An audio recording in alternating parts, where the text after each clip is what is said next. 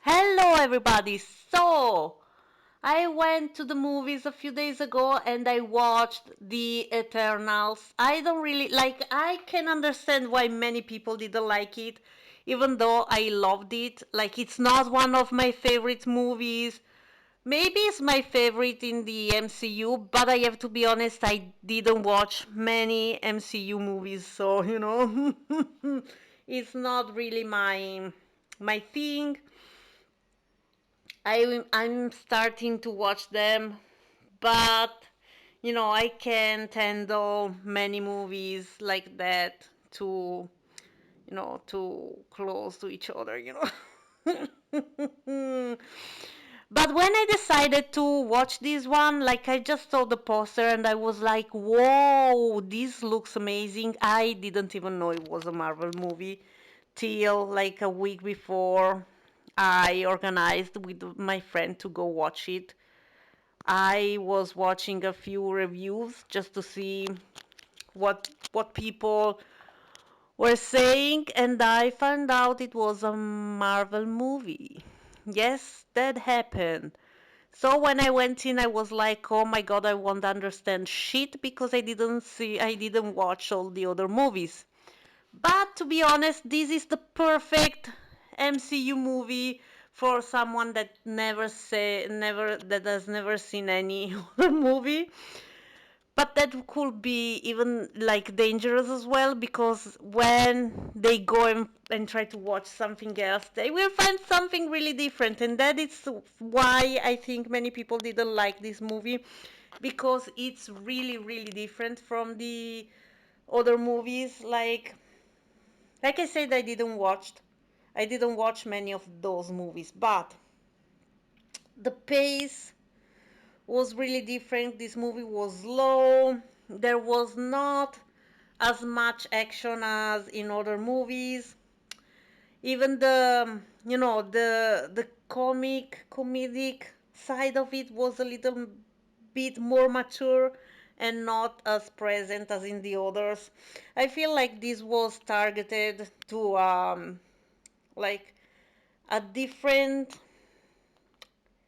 demographic, if you want to say it like that. Like when I watch Marvel movies, the one I watched at least, it felt like they were targeted for people from 13 years old and above.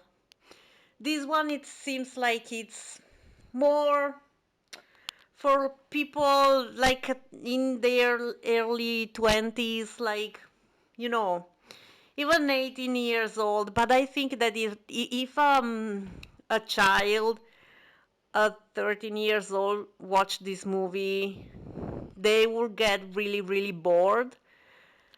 I don't know, I feel like that at least. So that it's one of the reasons why I think many people didn't like it. I heard the bad reviews were coming from people that didn't like to watch, to see two men kissing in a fucking Marvel movie. I was like, welcome to this century. Oh, yes, it's life. I don't know why these people thinks like that. Your children, first of all, you should know what you are taking your kids to watch like this. Not because of that scene, but this is not a movie for children, for fuck's sake. Even the topics like the whole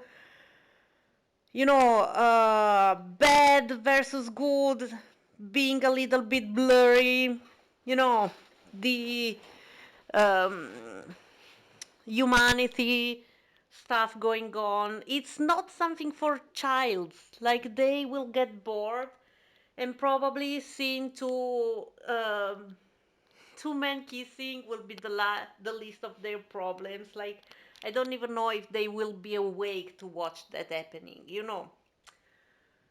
I've heard there were two people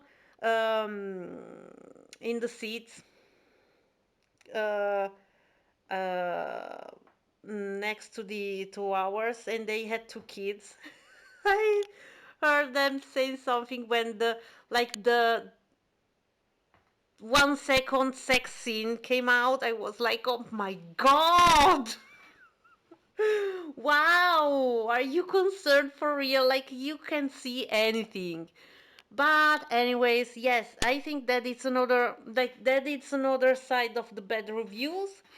And another thing, I think maybe some Chloe Zhao fans wanted to watch this movie because they love her work, but when they went to watch this movie, it was really, really, really different from everything else she ever worked on. Like maybe you come from Nomadland and you see a Marvel movie, so I can understand why that side of the viewers didn't really like this movie.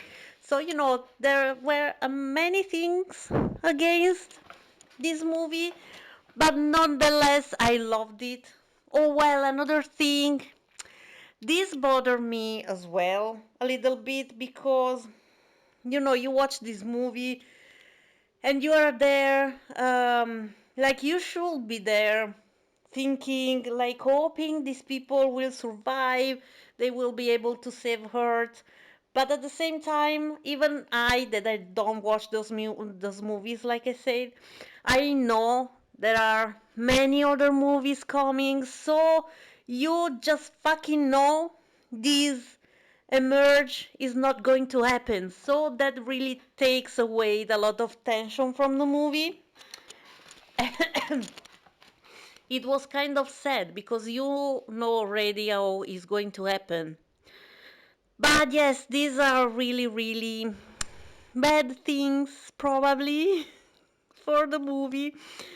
But I didn't really care. I just wanted to have fun, to watch a movie, and I was surprised because for once, the line between good and bad wasn't that, you know, it was, nothing was that black and white, because you, at the beginning, you think that deviants are the bad guys and you just want them to kill all the deviants because deviants are killing humans. But then you understand what is happening, and basically these creatures were created by Celestial to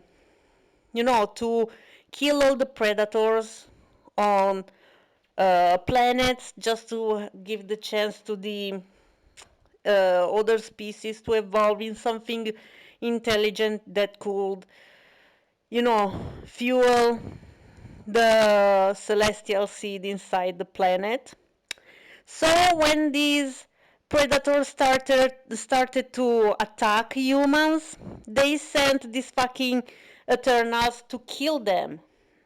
So when you see it like that, like these creatures were there, like they were just fulfilling their nature to be the main predator on a planet. you know they weren't bad.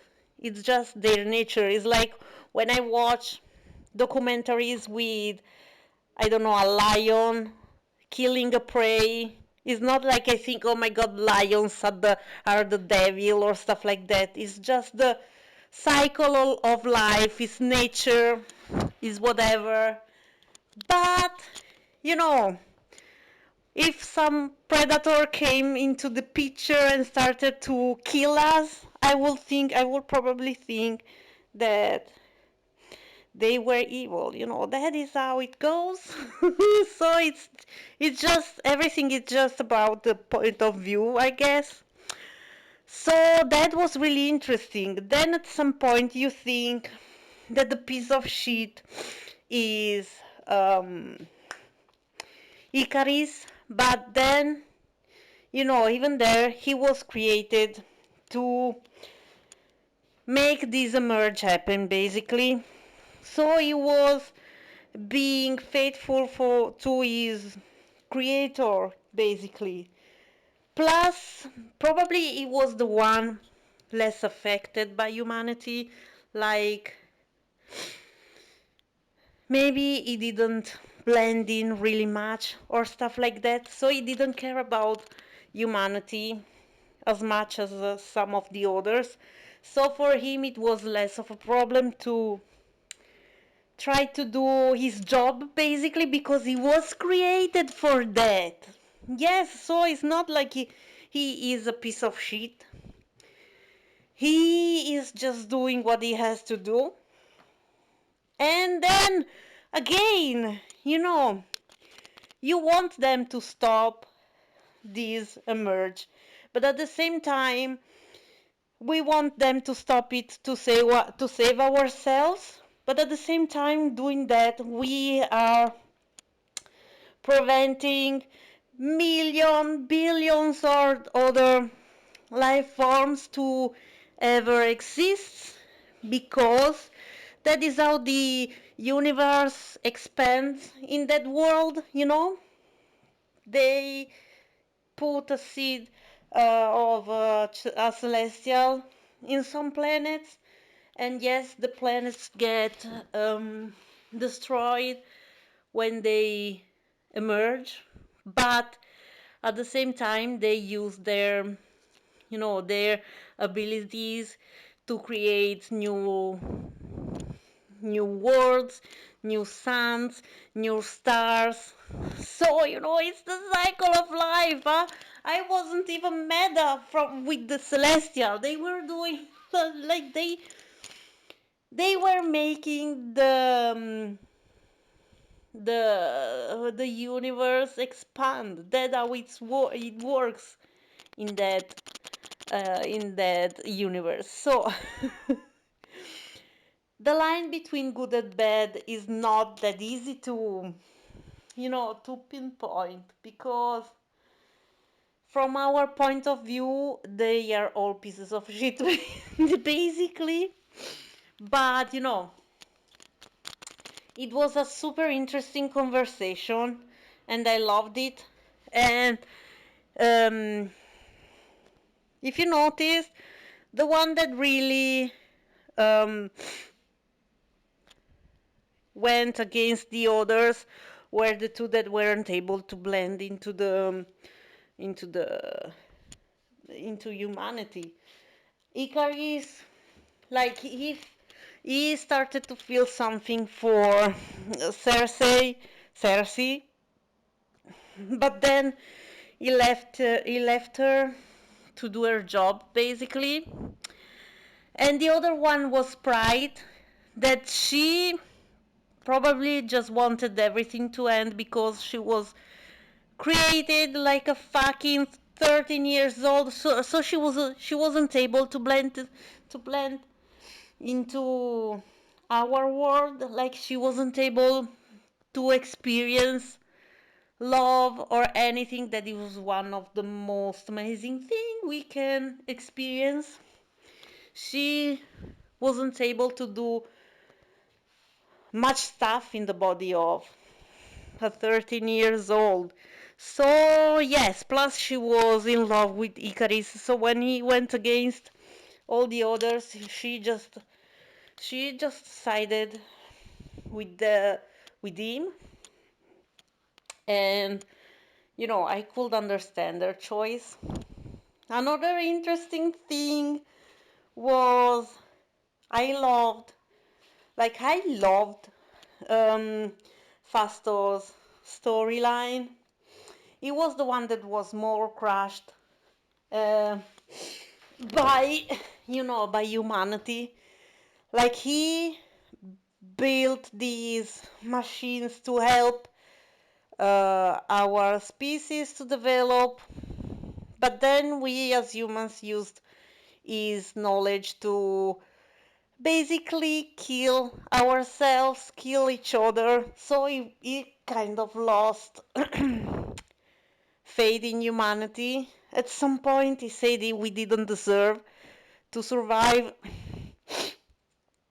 but then he found love, and that made him change his mind. It was beautiful, but then, like, I wanted to know how they met or how he fell in love, because I felt like someone like him, after what he said, would have gone away, like maybe in the ship with. Oh my god, what was the name of the girl that was super fast? I don't remember, but to retire in a place where he could be alone, basically. But it didn't, so it's weird, but at the same time, it's a really nice story, and that is his motivation to go against Celestials, because he just loved this man and his son, and he wants to save his family, and that is really, really human. We have Cersei. I don't know why, she was basically one of the main characters, but she felt a little bit bland. I don't know. She was just there. She was there. That was her role. To find out what was the truth about their mission. Like, she was there to get the burden on her shoulder, but she didn't do anything in the movie. It was weird. Why? I think it would have been so much more cool if they gave the thing to talk with the Celestials to Tena, because like she was the one that was already going crazy because all of the situation going on. They thought like that to cure her they had to wipe her memory, but the truth was that when they wiped her memory after the last mission, something went a little bit wrong and some stayed in her mind. So now she she doesn't have much space anymore into her brain, and she was going crazy, basically turning on the other Eternals. It was super cool. So like, she was already part of the whole thing with Eternals, with Celestials. So I don't know. I think it would have been so cool to have her as the one with the burden. They could have sent her even more into craziness. That would have been amazing. But yes, that didn't happen. That didn't happen. And I loved the other man that was with her. She was the most loyal piece of shit I've ever seen anywhere. Like, he was amazing, and I loved his super strong strength, power. It was so cool. Uh, then what we had, the Bollywood guy was super fun. He was like the comic relief of the whole thing, and I loved how he decided to blend into humanity, like making these whole family, like generations of actors, when in reality it was always him. And I loved the man he took with him. It was super funny. I loved it. Oh my god, I don't remember anything. Like the other guy. Yes, about King. It was the name. I don't remember. The Bollywood guy. It was weird, but at the same time I loved this. The fact that at some point he was like, he felt defeated. He thought that they could do anything against Icarus, so he just wanted to spend the little time he had doing what he loved, basically. So he went away, and I loved how he didn't came for the final battle. That it is both weird, but at the same time it's so cool, because like usually they always come back for the finale, but no, he said he didn't think they could do anything, and he didn't come. I don't even know how I'm English anymore. I love that. Then there is the other mental guy, like the mental, the guy that can mentally, oh my god, mental control guy. He was interesting in a way, like he was the first one that started to have doubts about their mission when, you know, uh, basically his power is to control minds, and all he wanted to do was to prevent people from killing each other, but he wasn't able to do that because, yes, because one of their orders is that they cannot intervene into, into humans, wars, battles, stuff like that.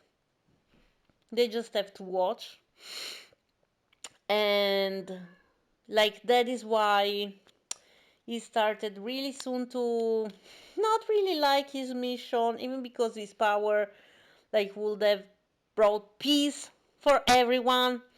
So he was peace from the very beginning. But war, stuff like that, it was is one of the things that makes humans,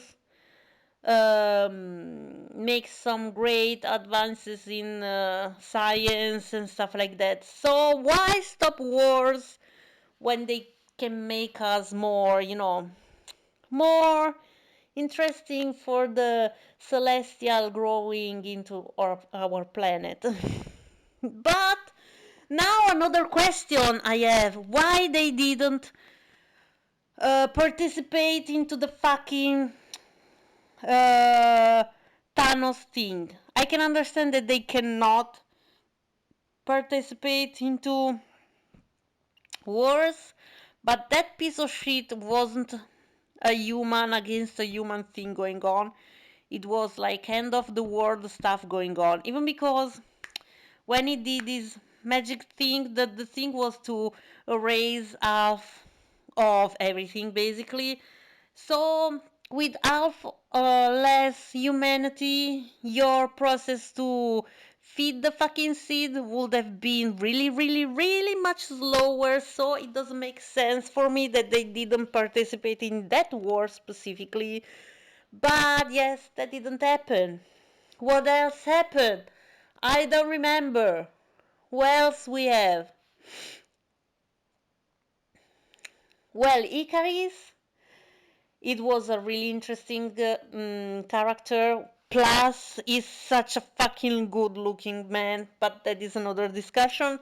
Um, like, I loved how even if he didn't want to, he was affected by humanity in a way, because when he killed uh, uh, Ajak, he was really, really tortured by the thing he did, but he did what he had to do. And I didn't give a fuck about Ajak because they didn't give us enough time with her to make me care about the end of her character. So when she died, I didn't give a fuck at all. Is that weird? I'm not sure, but that's how I felt. And what else happened? I don't remember. There is the super fast girl, Makari, I think is the name. She was barely there, like she disappeared at the beginning of the movie. And then we had her at the end of the movie, and she had one of the most amazing action scene in many movies I've watched. Like that scene was amazing with her against Icarus. So I don't know why they didn't use her more. And that is another thing. It was really a little bit weird for me, because why the Celestial made a death eternal? Like that doesn't make sense to me. I'm not hating on the character. I liked it. I just don't understand the reasons why these creatures should have created her that way, when like their mission was to kill this creature and eventually, stay on a planet where not many people talk in the language, signs, the thing. So it was difficult for me to understand that choice, but she was incredibly cool, and she had really the best fight scene in the whole movie. I think we got to all of them. Yes. Yes, we did. So, yes, those were the characters, and I don't even know what I'm saying anymore. So, I don't know. Oh my god. I like so there are many things that didn't work in this movie, but many others were just so cool. Like the few character we explored, like some of I liked a lot some of them. I didn't care for others. I didn't really cared a lot about the relationship between Icarus and Cersei. I didn't even care about the relationship between Cersei and the other guy. I don't remember the name. Like it was, they had so many things going on that they didn't have the time to really dig in any of them, and that was one of the other things. Oh my god, the more I talk about the movie, this movie, the less I like it. Oh my god, why? I was so happy when I went out of the theater. No, well, I still love the, like, it's not like I love the movie, but I liked it. I didn't felt like I didn't feel like my time was wasted, even because visually it was amazing. I loved how you could tell that they were part of the same team from their power, the thing that made their power, that golden thing was really cool. All their powers, the physical manifestation was made of these tiny lines, golden lines. It was incredible, and the my favorite ones to look at were Tina and Fasto's one, because like in their powers you could really see the beauty of the thing. It really felt like something coming from a god, and yes, I love that. And I don't know, it was weird. It was a weird movie that I liked a lot.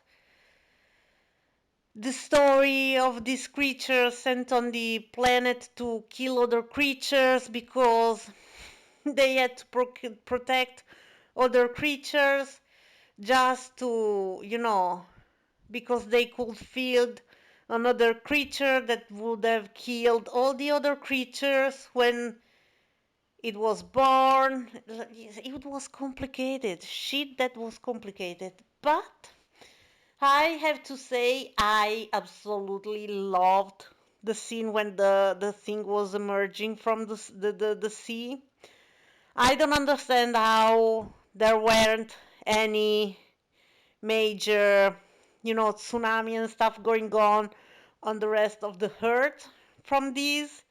How there were no consequences on the earth because that shit was coming out. Even if it didn't completely came out, he was there. He was splitting the earth already. So that was weird and nothing happened, but it was super cool, all the scene where it got frozen. Basically, it was really cool, and the film ended with the fucking Arkasham Shastra, I don't remember the name, the celestial, to that he brought Cersei into the sky to tell her that he was going to look at all of their memories through the millennials, just to see if we deserved to be saved.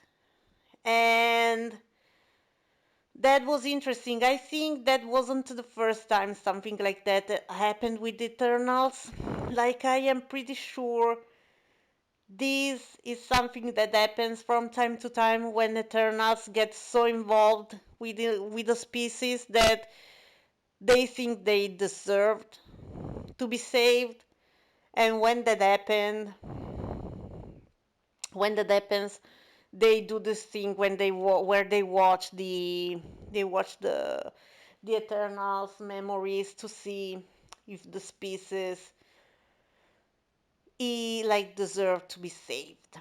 So basically, we are fucked.